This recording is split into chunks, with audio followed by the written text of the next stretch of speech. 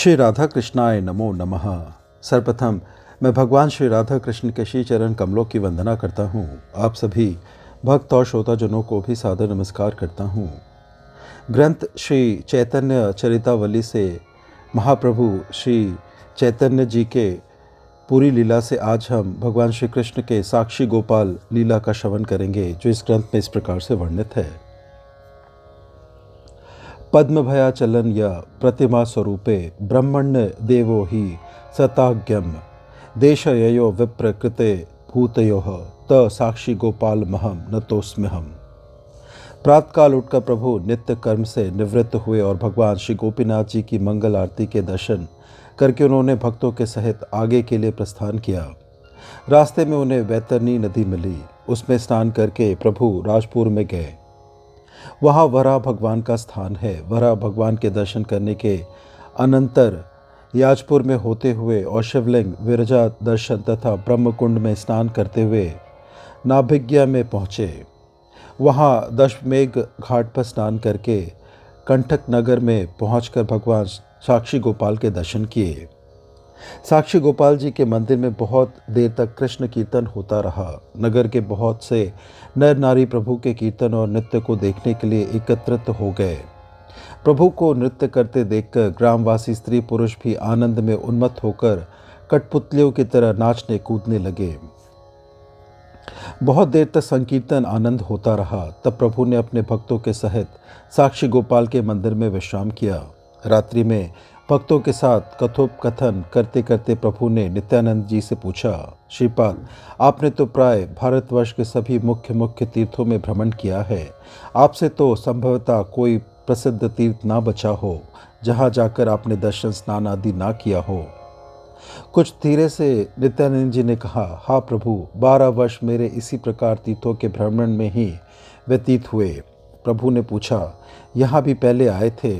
नित्यानंद ने उत्तर दिया, पुरी से लौटते हुए मैंने साक्षी गोपाल भगवान के दर्शन किए थे। प्रभु ने कहा, तीर्थ में जाकर उस तीर्थ का महात्म्य अवश्य सुनना चाहिए। बिना महात्म्य सुने तीर्थ का फल आधा ही होता है। आप मुझे साक्षी गोपाल का महात्म्य सुनाइए। इसका नाम साक्षी गोपाल क्यों पड़ा? इन्होंने किसकी साक्षी दी थी?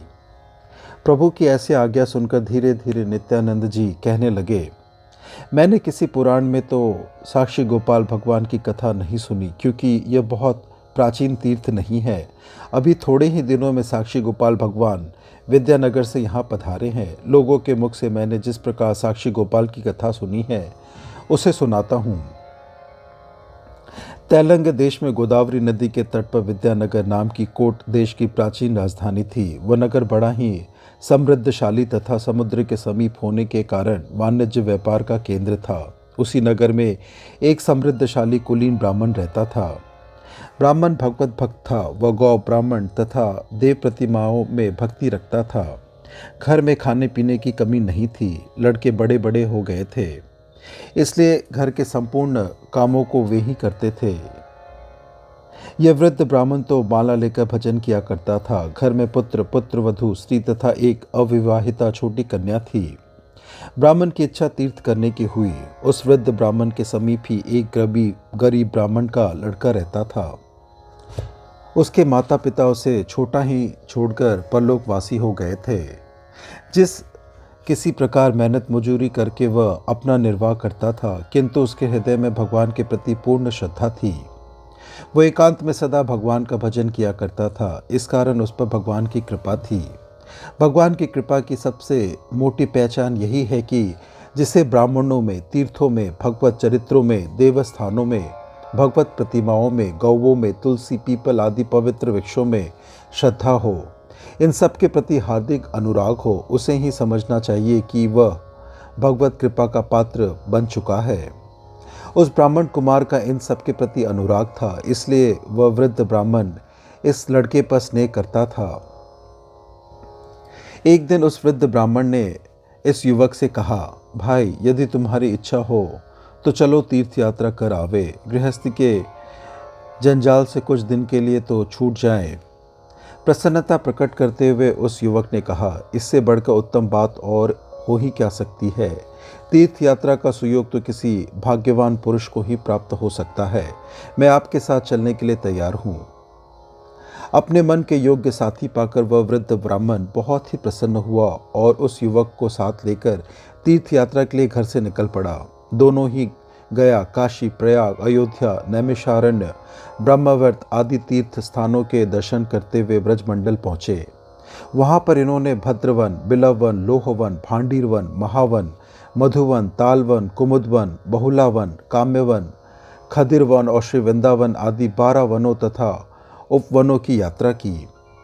ब्रज के नंदगांव, बरसाना, गोवर्धन आदि सभी तीर्थों के दर्शन करते हुए इन लोगों ने वृंदावन में आकर कुछ दिन विश्राम किया।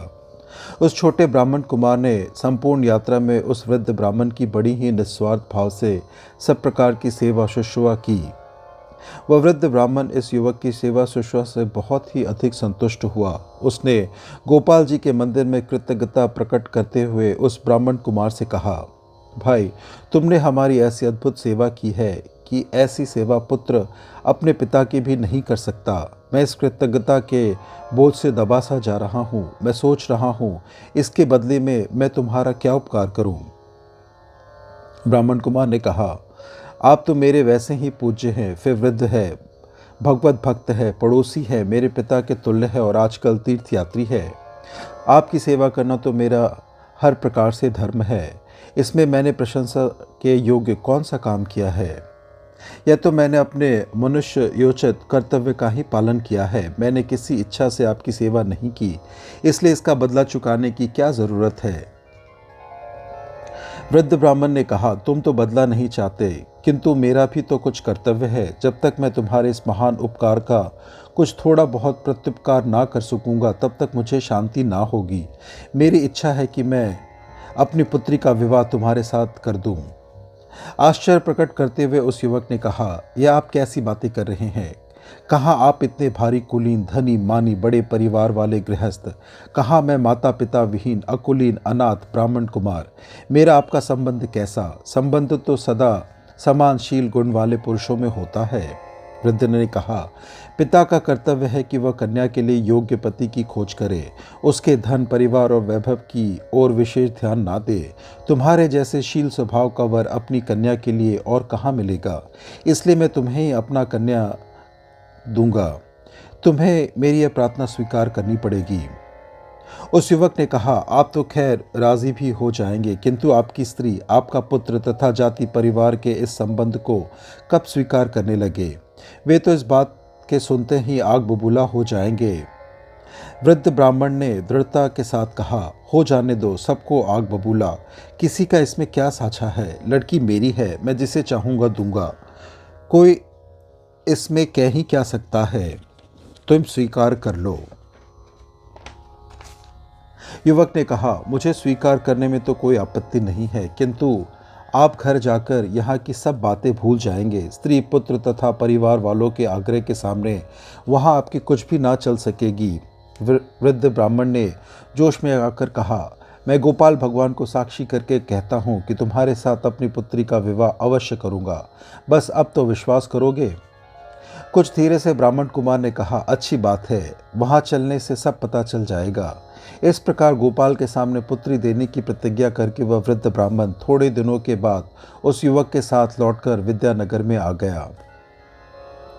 वहां आवेश में आकर तो ब्राह्मण कन्यादान का वचन दे आया, किंतु स्त्री, पुत्र आदि के सामने उसकी इस बात को कहने की हिम्मत नहीं पड़ी। एक दिन उसने एकांत में अपने पुत्र पर यह बात प्रकट की। इस बात के सुनते ही संपूर्ण घर में द्वंद्व मच गया। लड़का आपे से बाहर हो गया, स्त्री अलग विष खाने के लिए तैयार हो गई, परिवार वाले मिलकर जाति से अलग कर देने की धमकी देने लगे। वृद्ध ब्राह्मण किंकर्तव्य विमूढ़ सा बन गया। उसे कुछ सूझता ही नहीं था कि ऐसी स्थिति में क्या करूं। अब वह उस युवक से आंखें मिलाने में भी डरता था। उस युवक ने कुछ काल तक तो प्रतीक्षा की कि ब्राह्मण स्वयं ही अपने वचनों के अनुसार कार्य करे, किंतु जब बहुत दिन हो गए तो उस युवक ने सोचा, संभव है बूढ़े बाबा अपने वचनों को भूल गए हों, इसलिए एक बार उन्हें स्मरण तो दिला देना चाहिए, फिर उसके अनुसार काम करना ना करना उनके अधीन है। यह सोचकर वह युवक उन वृद्ध ब्राह्मण के यहाँ गया। उस युवक को देखते ही वृद्ध ब्राह्मण का चेहरा उतर गया। उसने सूखे मुख से कहा, आओ भाई, आज तो बहुत दिनों में दिखाई पड़े। थोड़ी देर तक इधर उधर की बातें होने के अनंतर इस युवक ने कहा, बाबा, आपने वृंदावन में गोपाल जी के सामने मुझे अपनी कन्या देने का वचन दिया था, याद है? वृद्ध ब्राह्मण ने इस बात का जब तक कुछ उत्तर भी ना देने पाया था, तब तक उसका पुत्र डंडा लेकर उसके ऊपर दौड़ा और कहने लगा, क्यों रे नीच, तेरा इतना बड़ा साहस, मेरा बहनोई बनना चाहता है? अभी इसी समय मेरे घर से निकल जा, नहीं तो ऐसा लठ मारूंगा कि खोपड़ी बीच में ही से खुल जाएगी। इस बात को सुनकर इस युवक को बड़ा क्षोभ हुआ। उसे विवाह ना होने का दुख नहीं था, वह अपने अपमान के कारण जलने लगा। उसे अपनी स्थिति के ऊपर बड़ा दुख होने लगा। वह सोचने लगा, आज मेरे माता पिता होते और 4 पैसे मेरे पास होते तो इसकी क्या हिम्मत थी कि जो मेरा इस प्रकार से अपमान कर सकता। अच्छा, चाहे कुछ भी क्यों ना हो, इस अपमान का बदला तो इससे अवश्य अवश्य लूँगा। या तो मैं इसकी बहन साथ विवाह ही करूँगा या जीवित ही ना रहूँगा। यह सोचकर उसने पंचों को इकट्ठा किया। पंचों के इकट्ठा हो जाने पर उसने आदि से अनंत तक सभी कथा कह सुनाई और अंत में कहा, मैं और कुछ नहीं चाहता। ये बूढ़े बाबा ही अपने धर्म से पंचों के सामने कह दी कि उन्होंने गोपाल जी के मंदिर में उन्हीं के साक्षी देते हुए मुझे कन्यादान करने का वचन नहीं दिया था। ब्राह्मण को तो उसके पुत्र ने पहले ही सिखा पढ़ाकर ठीक कर रखा था। उसने पिता को समझा रखा था कि आप झूठ सत्य कुछ भी ना कहे, केवल इतना ही कह दे, मुझे उस समय का कुछ पता नहीं, इसमें झूठ भी नहीं। आप ही बतावे किस दिन की बात है। दुख के सहित पुत्र स्नेह के कारण पिता ने पंचों के सामने ऐसा कहना स्वीकार कर लिया। पंचों के पूछने पर ब्राह्मण ने धीरे से कहा, मुझे ठीक ठीक याद नहीं, यह कब की बात है। बस इतने पर ही उसके पुत्र ने बीच में ही कहा, यह अकुलीन ब्राह्मण युवक झूठा है। मेरे पिता के साथ कोई दूसरा पुरुष तो था ही नहीं, यही अकेला था। इसने मेरे पिता से धन अपहरण करने के लिए उन्हें धतूरा खिला दिया और सब धन ले लिया। अब ऐसी बातें बनाता है। भला मेरे पिता तो ऐसे अकुलीन घर बार हीन कंगाल को अपनी पुत्री देने का वचन कभी दे सकते हैं? पंचों ने उस युवक से कहा, क्यों भाई, ये क्या कह रहा है? वृद्ध ने जब तुम्हें पुत्री देने का वचन दिया उस समय वहाँ कोई और भी पुरुष था? तुम किसी की साक्षी दे सकते हो? युवक ने गंभीरता के साथ कहा, गोपाल जी के सामने इन्होंने कहा था और गोपाल जी को छोड़कर और मेरा कोई दूसरा साक्षी नहीं है। एक युवक से पंच ने इस बात को सुनकर हंसी के स्वर में कहा, तो क्या तुम गोपाल को यहाँ साक्षी देने के लिए ला सकते हो? आवेश में आकर जोर से उस युवक ने कहा, हाँ, ला सकता हूँ। इस बात को सुनते ही सभी अवाक रह गए और आश्चर्य प्रकट करते हुए एक स्वर में सबके साथ कहने लगे, हाँ हाँ, यदि तुम साक्षी के लिए गोपाल जी को ले आओ और सब पंचों के सामने गोपाल जी तुम्हारी साक्षी दे दे तो हम जबरदस्ती लड़की का विवाह तुम्हारे साथ करवा सकते हैं। इस बात से प्रसन्नता प्रकट करते हुए वृद्ध ब्राह्मण ने कहा, हाँ, यही ठीक है। यदि यह साक्षी के लिए गोपाल जी को ले आवे तो मैं अपनी कन्या का विवाह इसके साथ जरूर कर दूंगा। वृद्ध को विश्वास था कि भक्त वत्सल भगवान मेरी प्रतिज्ञा को पूर्ण करने के निमित्त और इस ब्राह्मण कुमारी की लाज बचाने के निमित्त अवश्य ही साक्षी देने के लिए आ जाएंगे। किंतु उसके उस उद्दंड पुत्र को इस बात का विश्वास कब हो सकता था कि पाषाण की मूर्ति भी साक्षी देने के लिए कभी आ सकती है क्या? उसने सोचा, यह अपने आप ही बहुत अच्छा उपाय निकल आएगा। ना तो पत्थर की प्रतिमा साक्षी देने के लिए यहाँ आवेगी और न मुझे अपनी बहन का विवाह इसके साथ करना होगा। यह सोचकर वह जल्दी से बोल उठा, यह बात मुझे भी मंजूर है। यदि गोपाल जी आकर सबके सामने इस बात की साक्षी दे जाए तो मैं अवश्य ही इन्हें अपना बहनोई बना लूँगा। विश्वासी युवक ने सभी पंचों से इस बात पर हस्ताक्षर करा लिए तथा पुत्र सहित उस वृद्ध ब्राह्मण के भी हस्ताक्षर ले लिए कि यदि गोपाल साक्षी देने आ जाएंगे तो हम अवश्य इनका विवाह कर देंगे। सबसे लिखवा कर वह सीधा वृंदावन पहुंचा और वहां जाकर उसने बड़ी ही दीनता के साथ कातर वाणी में गोपाल जी से प्रार्थना की। भक्त के अंतर्नाद को सुनकर भगवान प्रकट हुए और उससे कहे, तुम चलो, मैं वहीं प्रकट होकर तुम्हारी साक्षी दूंगा। युवक ने कहा, भगवान, ऐसे काम नहीं चलेगा। पता नहीं आप किस रूप में प्रकट हो और उन लोगों के को विश्वास हो या ना हो, इसलिए आप इसी प्रतिमा के रूप में मेरे साथ चलें। भगवान ने हंसकर कहा, कहीं पत्थर की प्रतिमा भी चलती है? यह एकदम असंभव बात है। युवक भक्त ने कहा, प्रभु आपके लिए कुछ भी असंभव नहीं है, आपको इसी रूप में मेरे साथ चलना होगा। भगवान तो भक्तों के अधीन है। उन्होंने स्वीकार कर लिया और कहने लगे, तुम आगे आगे चलो, मैं तुम्हारे पीछे पीछे चलूंगा। तुम पीछे फिरकर मेरी ओर ना देखना, जहां तुम पीछे फिरकर देखोगे मैं वहीं स्थिर हो जाऊंगा। भक्त ने कुछ जोर देकर कहा, तब मुझे कैसे पता चलेगा कि आप मेरे पीछे आ रहे हो? कहीं बीच में ही लौट पड़े तब? भगवान ने हंसकर कहा, तुम्हें पीछे से बजती हुई मेरे पैरों की पैंजनी की आवाज़ सुनाई देती रहेगी, उसी से तुम समझ लेना कि मैं तुम्हारे साथ आ रहा हूँ। भक्त ने इस बात को स्वीकार कर लिया और वो आगे आगे चलने लगा। पीछे से उसे भगवान के पैरों में बजते हुए नुपुरों की ध्वनि सुनाई देती थी। इसी से उसे पता चलता रहा कि भगवान मेरे पीछे पीछे आ रहे हैं। रास्ते में विविध प्रकार के भोजन बनाकर भगवान को भोग लगाता हुआ वह विद्यानगर के समीप आ गया। नगर के समीप आने पर उससे ना रहा गया। उसने सोचा, एक बार देख तो लूं कि भगवान मेरे पीछे है या नहीं। यह सोचकर उसने पीछे की दृष्टि फिराई। वहीं हंसकर भगवान खड़े हो गए और प्रसन्नता प्रकट करते हुए बोले, अब मैं यहीं रहूँगा, यहीं से तुम्हारी साक्षी दूंगा। तुम उन लोगों को यहाँ बुला लाओ। भगवान की ऐसी आज्ञा पाकर वह ब्राह्मण कुमार गांव में गया और लोगों से उसने गोपाल भगवान के आने का वृत्तांत कह सुनाया। सुनते ही गांव के सभी नर नारी, बालक वृद्ध तथा युवा पुरुष भगवान के दर्शन के लिए दौड़े आए। सभी भूमि में लौटकर भगवान के सामने साष्टांग प्रणाम करने लगे। कोई मेवा लाकर भगवान पर चढ़ाता, कोई फल फूलों से ही गोपाल भगवान की पूजा करता। इस प्रकार भगवान के सामने विविध प्रकार की भेंटें चढ़ने लगे और हर समय उनकी पूजा होने लगी। फिर भगवान की साक्षी लेने की किसी की हिम्मत ही नहीं पड़ी। ब्राह्मण के लड़के ने बड़ी ही प्रसन्नता के साथ अपनी बहन का विवाह उस युवक के साथ कर दिया और वह वृद्ध ब्राह्मण तथा युवक दोनों मिलकर सदा भगवान की सेवा पूजा में ही रहने लगे। दूर दूर तक भगवान के आने का समाचार फैल गया। नित्य प्रति हजारों आदमी गोपाल भगवान के दर्शन के लिए आने लगे। जब यह समाचार उस देश के राजा को विदित हुआ तो उसने एक बड़ा भारी मंदिर गोपाल भगवान के लिए बनवा दिया और तभी से वह साक्षी गोपाल के नाम से प्रसिद्ध हुए। नित्यानंद जी भक्तों सहित बैठे हुए महाप्रभु से इस कथा को कह रहे थे। प्रभु एकटक होकर इस परम पावन उपाख्यान को सुन रहे थे। नित्यानंद जी के चुप हो जाने पर प्रभु ने पूछा, फिर विद्यानगर से साक्षी गोपाल यहाँ क्यों पधारे? इस बात को हमें और सुनाओ। नित्यानंद जी क्षण भर चुप रहने के अनंतर कहने लगे, उस समय उड़ीसा देश में परम भागवत महाराजा पुरुषोत्तम देव राज्य करते थे। उन्होंने विद्यानगर के राजा की राजकुमारी के साथ विवाह करने की इच्छा प्रकट की। इस पर विद्यानगर के राजा ने अपनी कन्या महाराज पुरुषोत्तम देव को नहीं दी और अस्वीकार करते हुए कहा, मैं अपनी कन्या को मंदिर के झाड़ूदार के लिए नहीं दूंगा। इस पर क्रुद्ध होकर महाराज पुरुषोत्तम देव ने विद्यानगर पर चढ़ाई की और भगवान जगन्नाथ जी की कृपा से विद्यानगर को जीतकर उसे अपने राज्य में मिला लिया और राजकन्या का विवाह अपने साथ कर लिया। तभी महाराज ने साक्षी गोपाल से पुरी पधारने के लिए प्रार्थना की। महाराज के भक्तिभाव से प्रसन्न होकर साक्षी गोपाल भगवान पुरी पधारे और कुछ काल तक जगन्नाथ जी के मंदिर में ही मांडक के सिंहासन पर विराजे।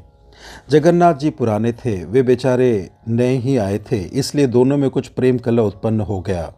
महाराज पुरुषोत्तम देव ने दोनों को एक स्थान पर रखना उचित ना समझकर अंत में पुरी से 3 कोस की दूरी पर सत्यवादी नामक ग्राम के समीप साक्षी गोपाल भगवान का मंदिर बनवा दिया।